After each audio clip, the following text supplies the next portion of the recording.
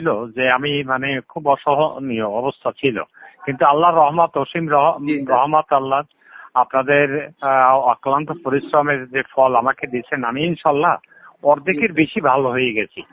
হ্যাঁ, এখন আমার কথা বলতেও মানে কোনো কষ্ট হয় না।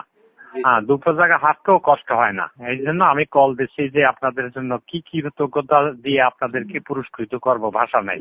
ধন্যবাদ ভাইয়া, আপনার আপনার এই যে রিভিউটা দিয়েছেন এই জন্য আমরা আন্তরিকভাবে আপনার প্রতি ধন্যবাদ জানাচ্ছি। ইনশাআল্লাহ আপনি দোয়া করবেন যাতে করে আমরা এভাবে অবশ্যই দোয়া করে। আমি নামাজ পড়ে আল্লাহর কাছে মোনাজাত করি যে ভাই আমি খুব কষ্টে ছিলাম, কিন্তু আমি আল্লাহর রহমতে সুস্থ একেবারে। নামাজ পড়তে আকামাত কইতে কোনো সমস্যা আমার হয় না, এখন শ্বাসগন্ধ হয় না। আপনাদের জন্য অশেষ দোয়া রইল।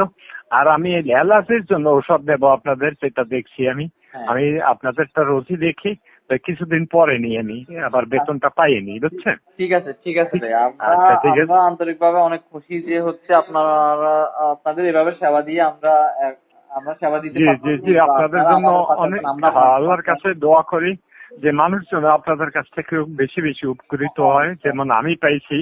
এই দোয়া আপনাদের জন্য রইল আল্লাহর কাছে। ঠিক আছে, আপনারা ভালো থাকেন ইনশাআল্লাহ। আসসালামু আলাইকুম। জি স্যার, আসসালামু আলাইকুম।